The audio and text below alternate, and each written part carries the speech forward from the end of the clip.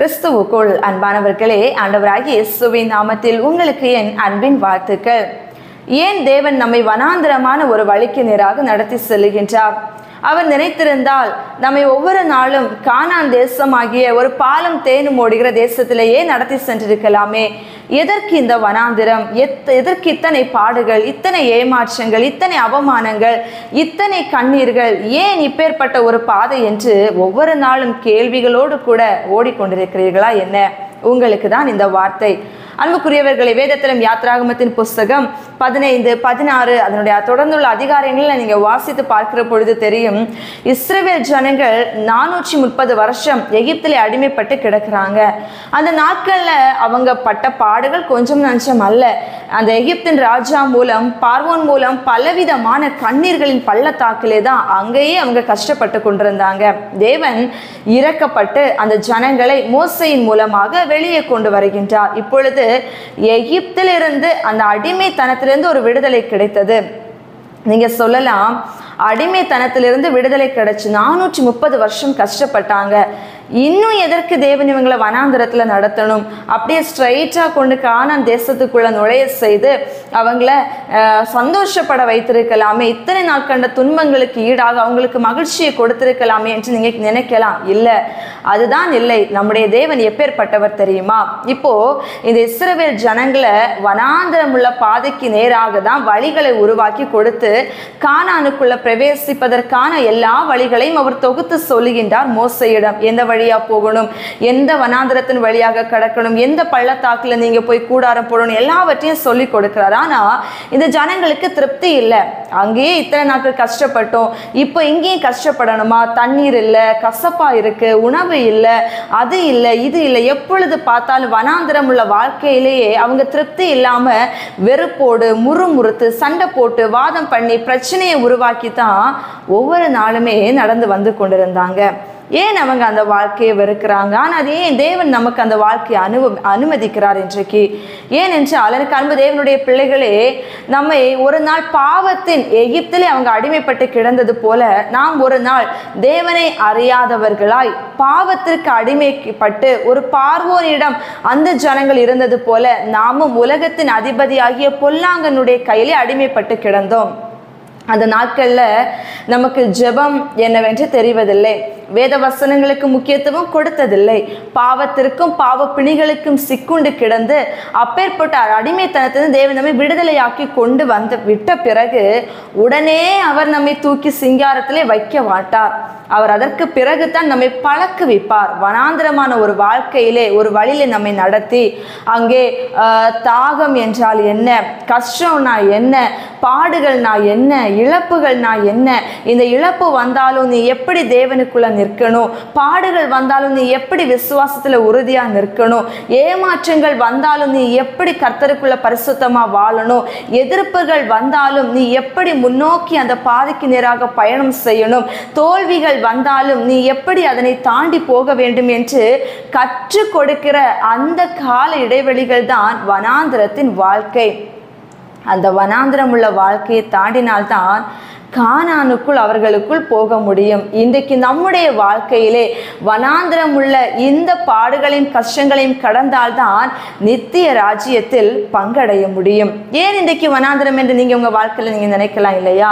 வனாந்திரத்தையே காண்பிக்காம உங்களை தேவன் ரட்சித்து கொண்டு வந்த உடனே தூக்கி கானானை போன்ற ஒரு சோலை வனத்துக்குள் உட்கார வைத்தால் உங்களுக்கு அந்நாட்கள கஷ்டம் என்றால் என்னவென்று தெரியாது, கர்த்தரை குறித்த பயம் இருக்காது. ஏன்னா எல்லாமே அங்கே இருக்கும், திருப்தியாக இருக்கும், உங்களுக்கு எந்த ஒரு குறைவும் இருக்காது. அந்த நேரத்தில் தேவனை தேடணும்னு எண்ணம் வராது, பரிசுத்தத்தை குறித்த விருப்பம் இராது, ஜெப வாழ்க்கையும் ஆவிக்குரிய வாழ்க்கையும் குறித்த நாட்டம் இராது, விருப்பம் போல வாழலாம், எல்லாமே நிறைவா இருக்கிறது இந்த ஒரு மதியினம் நமக்குள்ளே ஒட்டிவிடும். ஆனா இந்த வனாந்திரம் என்கின்ற ஒரு முள் நம்மோடு கூட இருக்குமே ஆனால் கஷ்டங்கள்னா, பாடுகள், இழப்புகள், பட்டினிகள், பஞ்சங்கள், பலவிதமான இடர்பாடுகள், பள்ளத்தாக்குகள், எல்லா முகடுகள் எல்லாம் நம்ம வாழ்க்கையில கடந்து கடந்து வருகிற பொழுது அதை எப்படி தாண்டணும், இனி இதே மாதிரி ஒரு பிரச்சனை வந்து அதை எப்படி சந்திக்கணும், ஒரு அனுபவத்தோடு கூட தேவன் நம்மை நடத்துவார். அந்த அனுபவம், அந்த உபத்திரவம், அந்த வனாந்திரம் தான் உங்களை முடிவில்லாத ஒரு நித்திய ராஜ்யத்திலே கொண்டு சேர்க்கும். காண கானானை போல நம்மை பரலோக ராஜ்யத்தில் கொண்டு சேர்க்க வைக்க வேண்டும் என்றால் வனாந்திரம் நம்முடைய வாழ்க்கையில முக்கியமான ஒன்றாக இருக்கிறது. எனவே அன்றைக்கு இஸ்ரவேல் ஜனங்கள் முறுமுறுத்தது போல அவங்க முறுமுறுத்தாங்க. அநேகர் அந்த இடத்துல கானானுக்குள் பிரவேசிக்க முடியாதபடி வனாந்திரத்திலே அநேகர் வெட்டுண்டு விழுந்தார்கள், அநேகர் அடிந்து போனார்கள், அநேகர் பலியாக்கப்பட்டார்கள். ஆகையினால் நம்ம வாழ்க்கையில் இன்றைக்கு வனாந்திரம் இருக்கிறதா? ஒவ்வொருடைய வாழ்க்கையிலும் இருக்கிற வனாந்திரத்தை சந்தோஷமா ஏற்றுக்கொள்ளுங்க. முறுமுறுக்காதீங்க, கோவப்படாதீங்க, சண்டை போடாதீங்க, தேவன்கிட்ட வாதாட போகாதீங்க.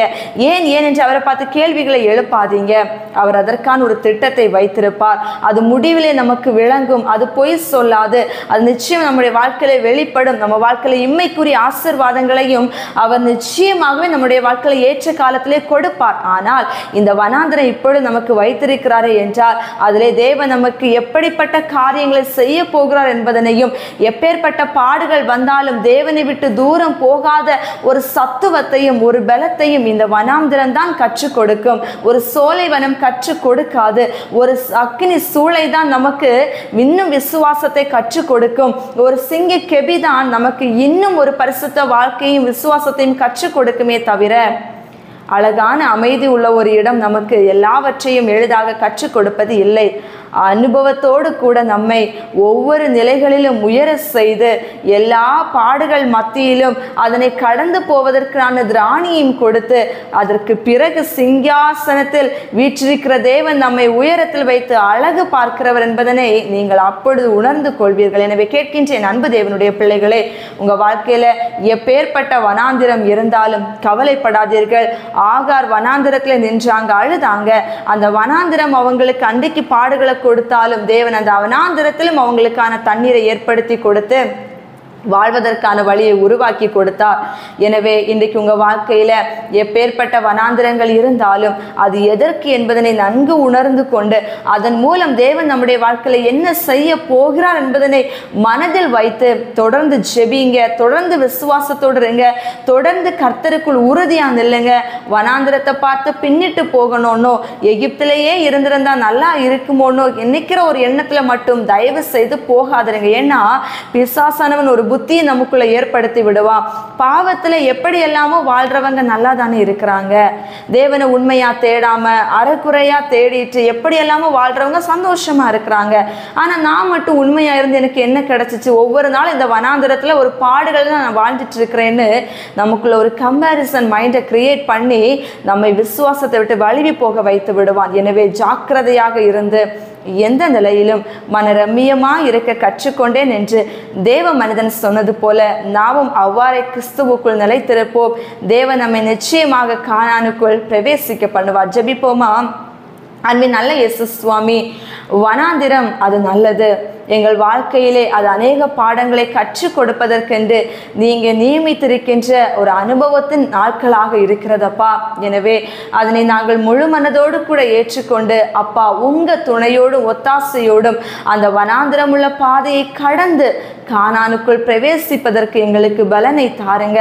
முறுமுறுப்பு இன்றி, சண்டையிடாமல், வாதம் செய்யாமல், பின்வாங்கி போகாமல் நிலைத்திருந்து அவைகளிலே நாங்கள் தாண்டி வருவதற்கான பலனை நீர் எங்களுக்கு கொடுத்து, சத்துவத்தை கொடுத்து, விசுவாசத்தை கொடுத்து, நம்பிக்கையை கொடுத்து, ஜெபத்தில் எங்களை உறுதியாக நிலைத்திருக்க செய்து நாங்கள் எல்லா மதில்களையும் தாண்டி வருவதற்கு கர்த்தரை உருவாக்கும்படியாக ஜெபிக்கிறோம். நீங்களே எங்களோடு கூட இரும். உம் கரங்களில் எங்களை ஒப்படைக்கிறோம். இயேசுவின் நாமத்தில் ஜெபிக்கிறோம் நல்ல பிதாவே, ஆமென். God bless you.